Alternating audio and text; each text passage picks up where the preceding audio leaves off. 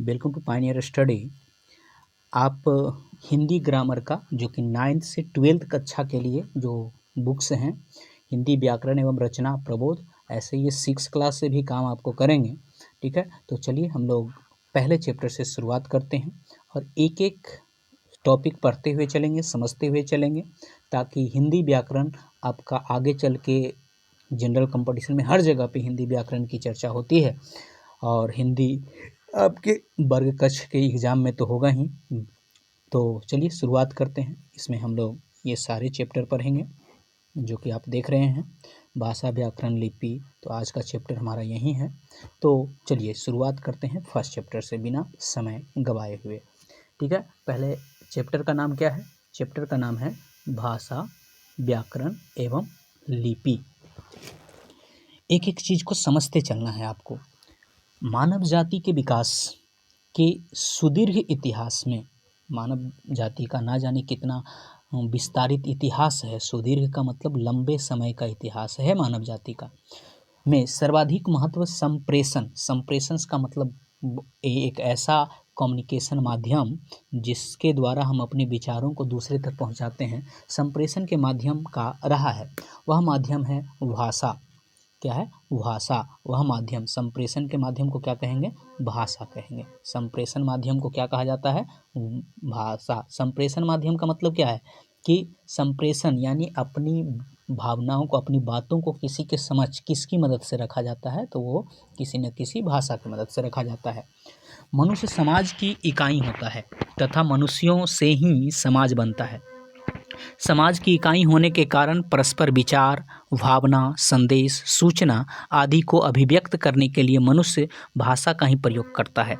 यानी आपको अपने विचार किसी तक पहुंचाना हो, भावनाओं को व्यक्त करना हो, संदेश पहुंचाना हो, सूचना देना हो, इन सभी के लिए आपको किसी न किसी भाषा की ज़रूरत पड़ेगी। यह भाषा चाहे संकेत भाषा के रूप में हो। संकेत भाषा कभी कभी हम लोग इशारे के तौर पे जानवरों का देखते होंगे, पुच्छी डोलाना या उनका रोना, ठीक है, तो उनका बोलना, वो सब किसी न किसी संकेत भाषा के अंतर्गत भी आते हैं। व्यवस्थित ध्वनियाँ, शब्दों एवं वाक्यों में प्रयुक्त कोई मानक भाषा हो। तो हमारे पास जो भाषा है, जो जंतुओं की अपेक्षा एक मानक भाषा है, क्योंकि इसमें व्यवस्थित ध्वनियाँ हैं और इसी के मदद से हम अपनी भाषाओं को और सुदृढ़ करते जाते हैं। हमारे पास शब्द हैं, हमारे पास वाक्य हैं, जबकि अन्य जंतुओं के पास संप्रेषण माध्यम उनका शारीरिक संकेत मात्र होता है।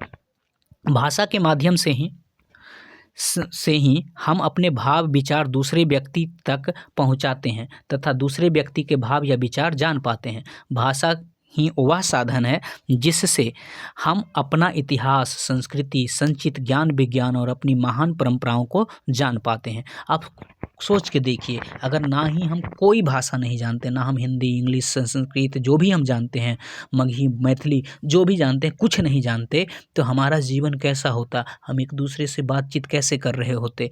तो आपको खुद भाषा का इम्पोर्टेंस पता चल जाएगा। देखिए, ये किसी भी चीज़ का, अगर किसी का इम्पोर्टेंस पता करना है तो सोचिए कि उस चीज़ के बगैर आपका जीवन कैसा होता, यानी पूरा गूंगी सृष्टि होती, तो आपको कैसा लगता। संसार में संस्कृत, हिंदी, अंग्रेजी, बांग्ला, गुजराती, उर्दू, मराठी, तेलुगु, मलयालम, पंजाबी, उड़िया, जर्मन, फ्रेंच, इतालवी, चीनी जैसे अनेक भाषाएं हैं। भारत अनेक भाषा भाषी देश है तथा अनेक बोली और भाषाएं से मिलकर भारत राष्ट्र बना है। संस्कृत हमारी सभी भारतीय भाषाओं के सूत्र भाषा है। तो ये चीज़ पूछा जा सकता है कहीं आपसे ऑब्जेक्टिव में कि हमारी भारतीय भाषाओं की सूत्र भाषा कौन है? तो संस्कृत है। ठीक है, वर्तमान में हिंदी हमारी राजभाषा है। राजभाषा किसे कहते हैं? राज्यकारी की भाषा को राजभाषा कहते हैं। तो हिंदी हमारी क्या है? राष्ट्रभाषा नहीं, क्या है? राजभाषा है। हिंदी हमारी क्या है? राजभाषा है। और संस्कृत को क्या कहा जाता है? सूत्र भाषा। संस्कृत को सूत्र भाषा कहा जाता है और हिंदी को राजभाषा कहा जाता है। भाषा के 2 प्रकार होते हैं। पहला मौखिक जिसे हम बोलकर व्यक्त करते हैं, और दूसरा लिखित। मौखिक भाषा आपस में बातचीत के द्वारा, भाषणों द्वारा, उद्बोधन के द्वारा प्रयोग में लाई जाती है, और लिखित भाषा लिपि के द्वारा। ठीक है, लिखित भाषा के ब्रैकेट में क्या लिख दीजिएगा, लिपि, यानी लिखित भाषा का जो रूप होता है वो उसको किसी न किसी लिपि के माध्यम से हम लिखते हैं। ठीक है, लिखकर प्रयोग में लाई जाती है। यद्यपि भाषा भौतिक जीवन के पदार्थों तथा मनुष्य के व्यवहार एवं चिंतन की अभिव्यक्ति के साधन के रूप में विकसित होती है। ठीक है, व्यवहार एवं चिंतन की अभिव्यक्ति किसके द्वारा की जाती है, व्यवहार एवं चिंतन की अभिव्यक्ति किसके द्वारा की जाती है, तो भाषा के द्वारा की जाती है, जो हमेशा एक ही सी नहीं रहती, अपितु उसमें दूसरी बोलियां, भाषाओं से संपर्क, भाषाओं से शब्दों का आदान प्रदान होता रहता है। जीवन के प्रति रागात्मक संबंध भाषा के माध्यम से ही उत्पन्न होता है। रागात्मक का मतलब जो हम अपनी दुख सुख प्रकट करते हैं, अपनी मन की भावनाओं को प्रकट करते हैं, वो रागात्मक संबंध किसके द्वारा करते हैं, भाषा के द्वारा। तो हमारा रागात्मक संबंध जो प्रकट होता है वो भाषा के द्वारा ही होता है। किसी सभ्य समाज का आधार उसकी विकसित भाषा को ही माना जाता है।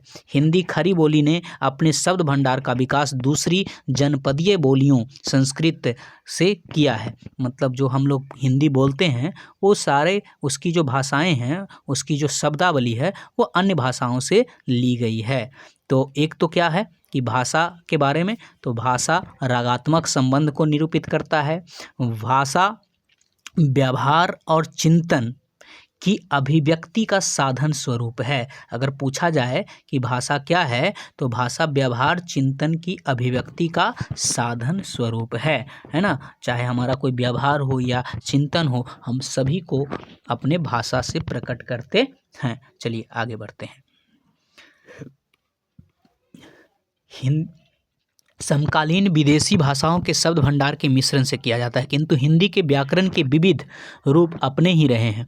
हिंदी में अरबी, फारसी, अंग्रेजी आदि विदेशी शब्दों के शब्द भी प्रयोग के आधार पर, व्यवहार के आधार पर आकर समाहित हो गए हैं, मतलब मिल गए हैं। भाषा अस्थायी नहीं होती, इसमें दूसरी भाषा के लोगों के संपर्क में आने से परिवर्तन होता रहता है। भाषा में यह परिवर्तन धीरे धीरे होता है और इन परिवर्तनों के कारण नई नई भाषाएं बनती रहती है। इसी कारण संस्कृत, पाली, प्राकृतिक, अपभ्रंश आदि के क्रम में आज की हिंदी एवं राजस्थानी, गुजराती, पंजाबी, सिंधी, बांग्ला, उड़िया, असमिया, मराठी आदि अनेक भाषाओं का विकास हुआ है। और अलग अलग क्षेत्र में, जैसे राजस्थान में बोला जाता है, गुजराती गुजरात में, पंजाबी पंजाब में, सिंधी बोला जाता है कश्मीर वाले क्षेत्र में, हरियाणा वाले क्षेत्र में, बंगाल पश्चिम बंगाल में, उड़िया उड़ीसा में, असमिया असम में, महाराष्ट्र में मराठी बोला जाता है। परंतु इसके प्राचीनतम रूप क्या था, तो पहले था संस्कृत, उसके बाद पाली, उसके बाद प्राकृतिक, उसके बाद अपभ्रंश, और इसका रूप बना हिंदी। तो ये एक क्रमिक रूप था। ठीक है, अपभ्रंश आदि क्रम में ही ये सब भाषाएं विकसित हुई है। तो सबसे प्राचीन भाषा कौन हो गया, संस्कृत, संस्कृत के बाद की भाषा पाली, पाली के बाद प्राकृत, प्राकृत के बाद अपभ्रंश। क्लियर हो गया होगा। आगे बढ़ते हैं। भाषा के भेद। जब हम आपस में बातचीत करते हैं तो मौखिक भाषा का प्रयोग करते हैं तथा पत्र, लेखन, पुस्तक, समाचार पत्र आदि में लिखित भाषा का प्रयोग किया जाता है।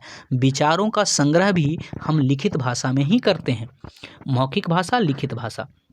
मूलतः सामान्य जनजीवन के बीच बातचीत में मौखिक भाषा का ही प्रयोग किया जाता है। इसे प्रयत्नपूर्वक सीखने की आवश्यकता नहीं होती, बल्कि जन्म के बाद बालक द्वारा परिवार एवं समाज के संपर्क में परस्पर संप्रेषण व्यवहार से, संप्रेषण व्यवहार का मतलब जब हम अपनी बातों को एक दूसरे के समक्ष रखते हैं तो उसे संप्रेषण व्यवहार कहते हैं।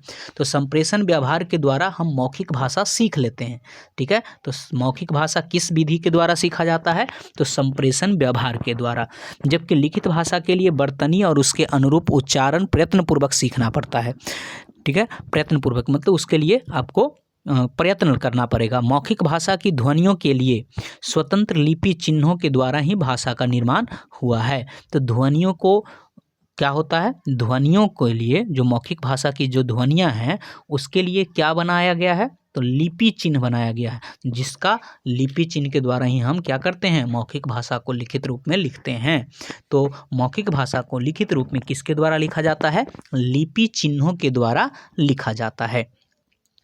आगे भाषा और बोली। एक सीमित क्षेत्र में बोले जाने वाले भाषा के स्थानीय रूप को बोली कहा जाता है।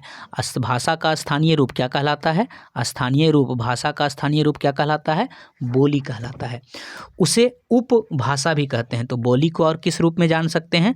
उसे हम उपभाषा कहते हैं। बोली को और हम किस रूप में जान सकते हैं? उपभाषा के रूप में। कहा गया है कि कोस कोस पर पानी बदले और 5 कोस पर बानी। मतलब प्रत्येक कोस पे आप अपने ही गांव में देखिएगा कि एक तरफ का पानी जो होगा मीठा होगा, एक तरफ का खारा होगा, अलग अलग। तो कोस कोस पर पानी बदले और 5 कोस पर बानी। जैसे आप देखिएगा नालंदा डिस्ट्रिक्ट में अलग बोला जाता है, पटना डिस्ट्रिक्ट में अलग बोला जाता है। ठीक है, गाँव में ही एक ही पंचायत में 2 गाँव में बहुत सारे चीज़ों को अलग अलग नाम से जाना जाता है। ठीक है, हर 5-7 मील पर बोली में बदलाव आ जाता है। भाषा की सीमित, अविकसित तथा आम बोलचाल वाला रूप बोली कहलाता है, जिसमें साहित्य रचना नहीं होती है। बोली में साहित्य रचना नहीं होती है, जिनका व्याकरण नहीं होता, बोली का कोई व्याकरण नहीं होता एवं शब्दकोश भी नहीं होता। जबकि भाषा विस्तृत क्षेत्र में बोली जाती है, उसका व्याकरण होता है और शब्दकोश होता है। तो भाषा का अपना क्या होता है?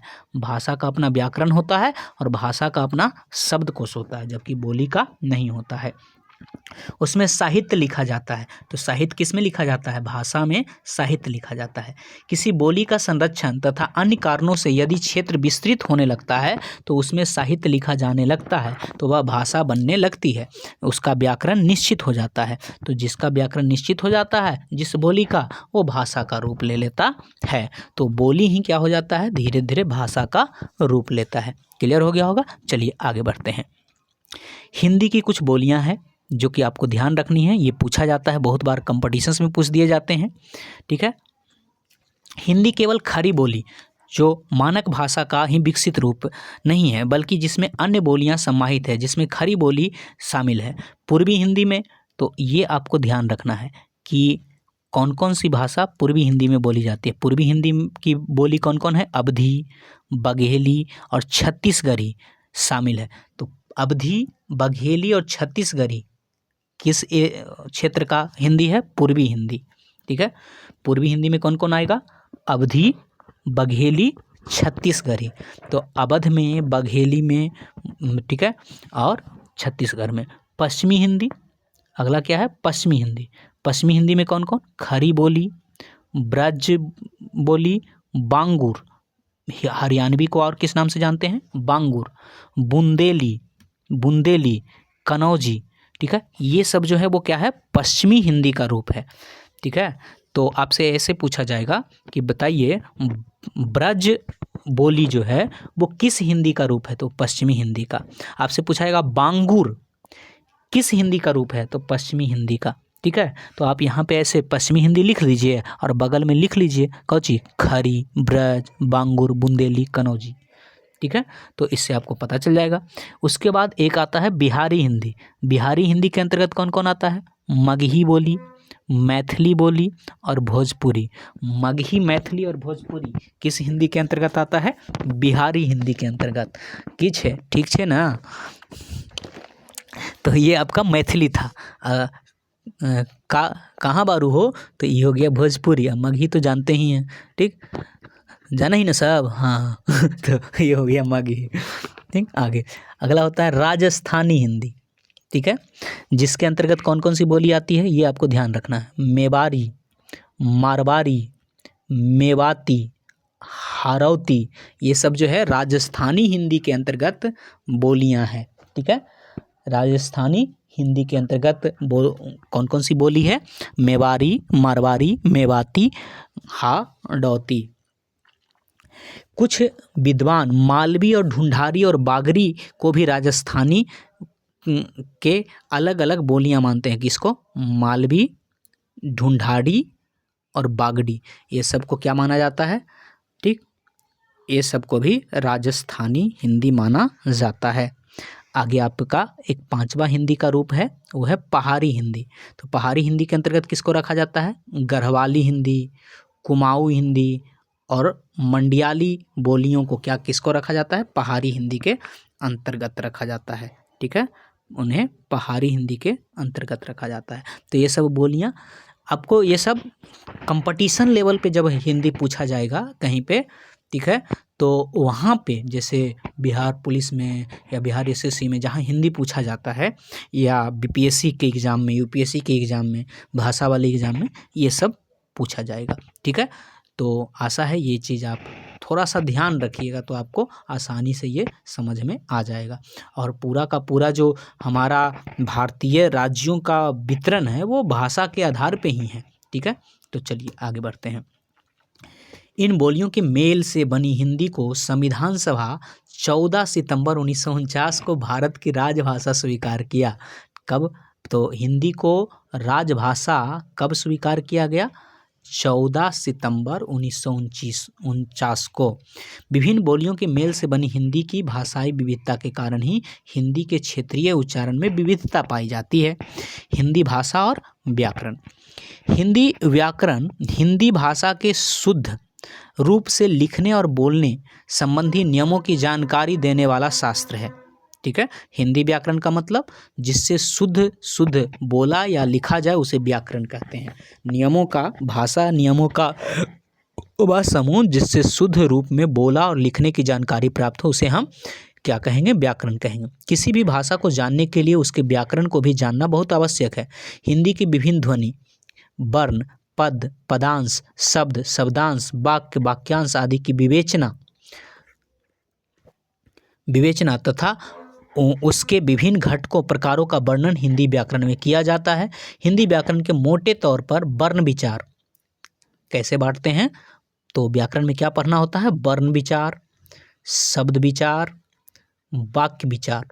ठीक है, 3 वर्गों में विभाजित कर उनके विभिन्न पक्षों के विचारों किया जाता है। अब है नागरी लिपि का परिचय एवं उसके वर्तनी के बारे में। ठीक है, भाषा की ध्वनियों को जिन लेखन चिन्हों में लिखा जाता है उसे लिपि कहते हैं। तो लेखन चिन्हों को क्या कहा जाता है? लेखन चिन्हों को लिपि कहा जाता है। अर्थात किसी भी भाषा की मौखिक ध्वनियों को लिखकर व्यक्त करने के लिए जिन वर्तनी चिन्हों का प्रयोग किया जाता है वही लिपि है। तो लेखन चिन्ह बोल सकते हैं या उसको हम क्या बोलते हैं? वर्तनी चिन्ह को क्या कहा जाता है? लिपि कहा जाता है। संस्कृत, हिंदी, मराठी, कोंकणी। ठीक है, कोंकणी कहाँ बोला जाता है? गोवा में। नेपाली आदि भाषाओं की लिपि क्या है? देवनागरी। तो हिंदी की लगभग लिपियाँ क्या है? देवनागरी। इस प्रकार अंग्रेजी किस लिपि में लिखा जाता है ये पूछा जाएगा तो रोमन लिख के ब्रैकेट में क्या लिख दीजिएगा? अंग्रेजी। तो अंग्रेजी किस लिपि में लिखा जाता है? रोमन में। पंजाबी किस लिपि में लिखा जाता है? गुरुमुखी में, ये पूछा जाता है। और उर्दू की लिपि क्या है? फारसी। उर्दू लिखा जाता है। तो फारसी क्या है? भाषा नहीं है, फारसी क्या है? लिपि है। किसकी लिपि है? उर्दू की।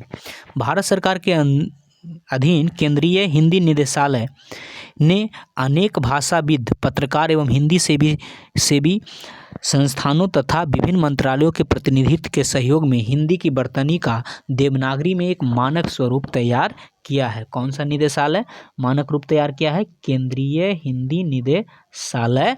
इसने क्या किया है? हिंदी का एक मानक रूप तैयार किया है। चलिए आगे बढ़ते हैं।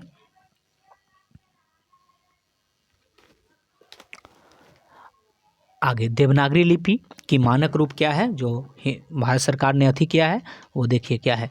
ये आपका स्वर हो गया। क्या? स्वर। तो आपको स्वर पता है ना कौन कौन है? आ ई ऊ री ए ओ औ। ठीक है, तो कितना हो गया? 2 2 4 2 6 1 7 2 9 और 9 2 13। तो टोटल कितने हो गया? 9 2 11 9 2 11। ठीक है, तो टोटल स्वर की संख्या हिंदी में कितनी होती है?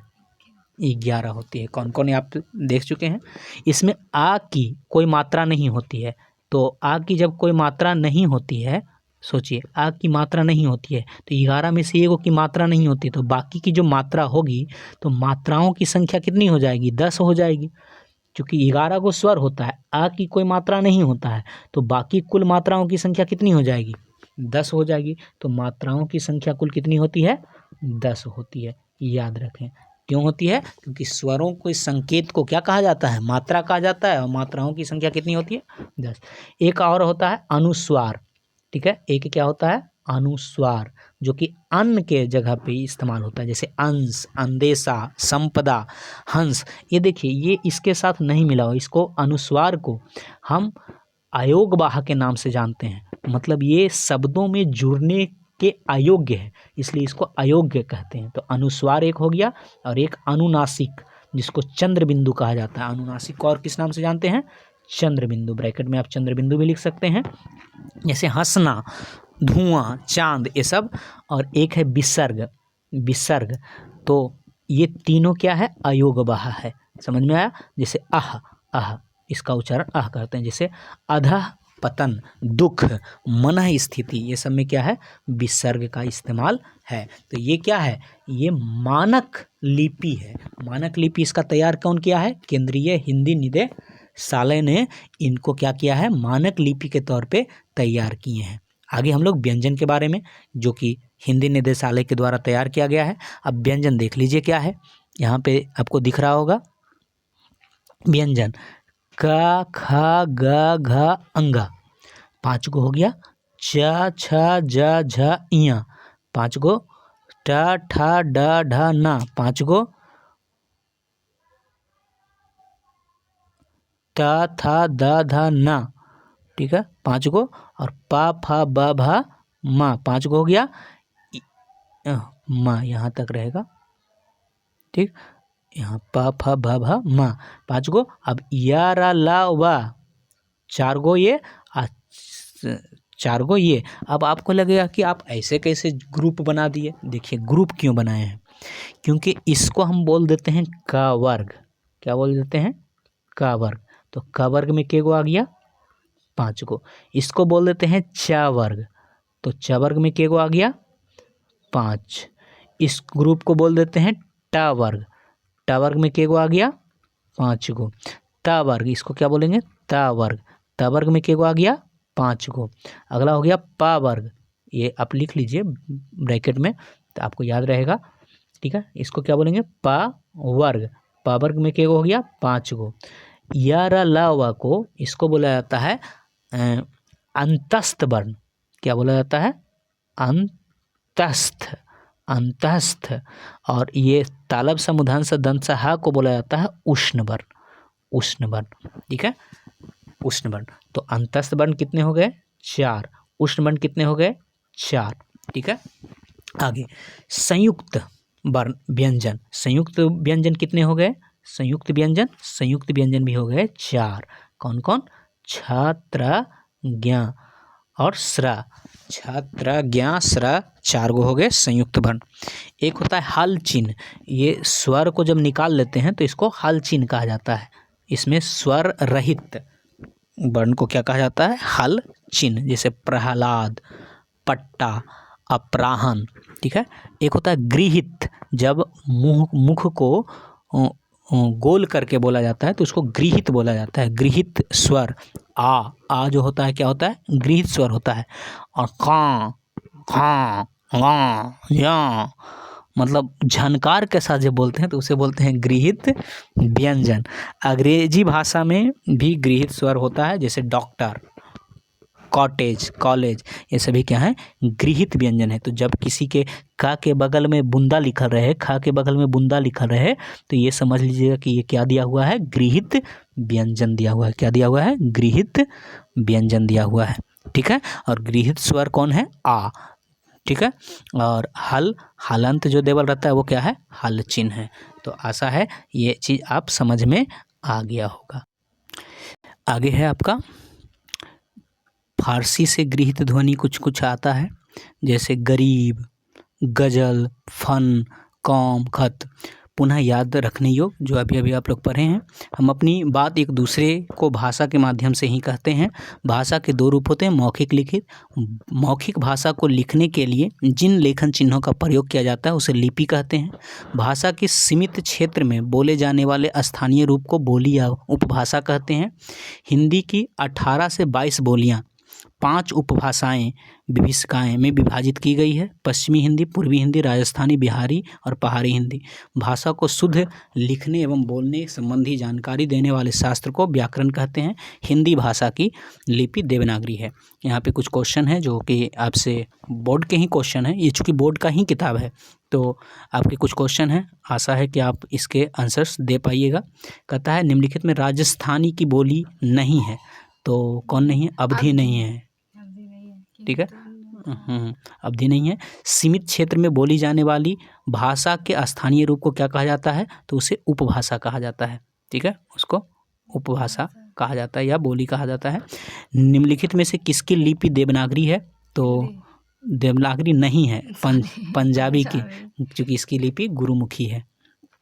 आगे है खरी बोली, यहाँ पे आपको आंसर्स दिया गया है तो आपको चिंता करने की बात नहीं है कि किस स्वरूप से निकली है, तो वो है पश्चिमी हिंदी से, ठीक है।